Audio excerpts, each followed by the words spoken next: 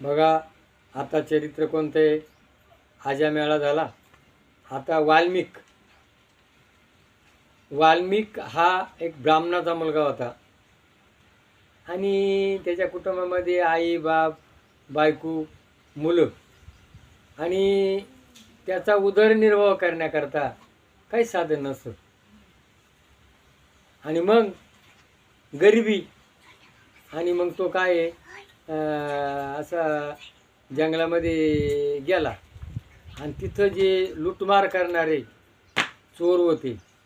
आता तो शरीरानं धष्टपुष्ट होता आणि त्यांनी त्याला धरलं. आणि आता याचे काय डोंबलं, काहीच नाही. म्हणे, बघ, तू आमच्याबरोबर येतो का? आम्ही काय करायचं? आम्ही तू लोक वाटाणा आले का, तो काय करायचं?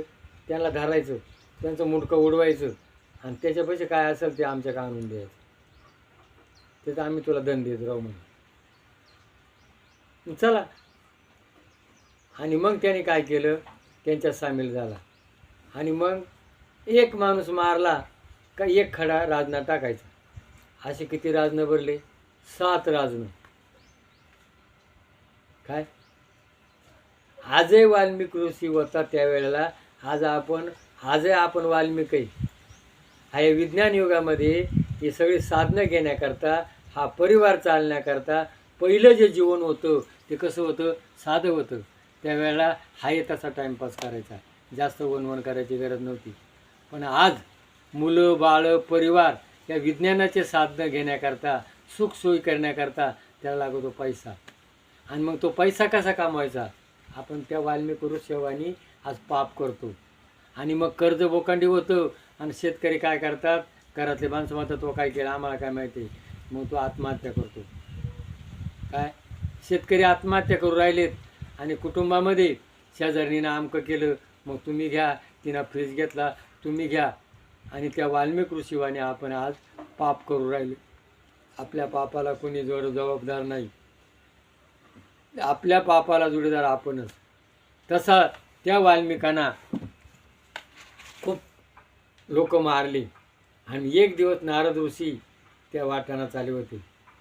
आता नारद ऋषी म्हणे, काय बा माझ्या का काय नाही, या चिपळ्याने ये नाही म्हणे, घे म्हणे मार मला. आणि या चिपळ्या घेऊन काय करणार आहे म्हणून तू? मग असं कर म्हणून, तू एवढं करतो हे कशा करता करतो? मग माझ्या बायका पोरांकरता करतो. आजही आपण बायका पोरांकरता करतो. आणि मग याला पापाला जोडीदार कोण आहे? मग ते सगळे आहे म्हण. मग असं कर, मी आता इथंच राहतो, घरी जाय. आणि मग त्यांना सांग का बुवा ही मी पाप करतो, लोक मारतो, तुम्हाला धन आणून देतो, आणि मग मला याला जोडीदार तुम्ही आहे का? तर गेला तो.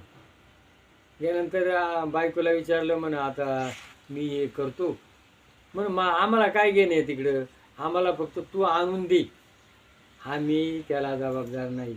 मुलांनी सांगितलं, आईबापाने सांगितलं, आईला त्याला उपदेश झाला. आईला मी करतो, एवढं करतो म्हणजे याला जबाबदार कोणीच नाही, मीच आहे. आणि मग तो नारद ऋषीजवळ आला आणि मग त्यांनी त्यांचे पाय धरले. म्हणा, आता याच्यातून माझा उद्धार कसा होईल? म्हणा, आता असं कर, एक वडाची काडी धरली, त्याच्या हातात दिली, इथं बस, राम राम म्हण. आता याला राम राम येतच नव्हता. हा मरा मरा म्हणायचा.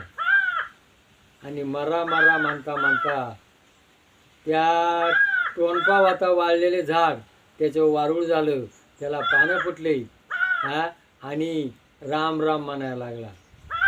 काय? आणि मग 12 वर्ष पूर्ण झाल्यानंतर त्या वाटाणा नारद परत आले, तर ते वारूळ झालेलं होतं, ते पानं फुटले होते. त्याने ते वारूळ बाजूला केलं, त्याच्या डोक्यावर दास्ता गणला. बघा, संत संगत जर झाली तर वाल्म्यासारखा पापी तो उद्धारून जातो. तर आपला उद्धार म्हणून मी हे संत चरित्र सांगू राहिलोय. संताची संगत जर आली तर संताची संगत आल्यानंतर काय होतं? बघा, एकाने सांगितलं, संत संगतीनं त्याचा उद्धार झाला, तसा आपला उद्धार करण्याकरता. आणि मग त्याने काय लिहिलं? रामायण लिहिलं. रामायण लिहिल्यानंतर त्याप्रमाणे देवाला वागायला लागलं. तसं आपल्याला आपल्या जीवनाचा उद्धार करून घ्यायचा आहे. म्हणून आपण संत बनायचं, संताची संग धरावा. जय भैरवनाथ महाराज की जय. आईला ये ना.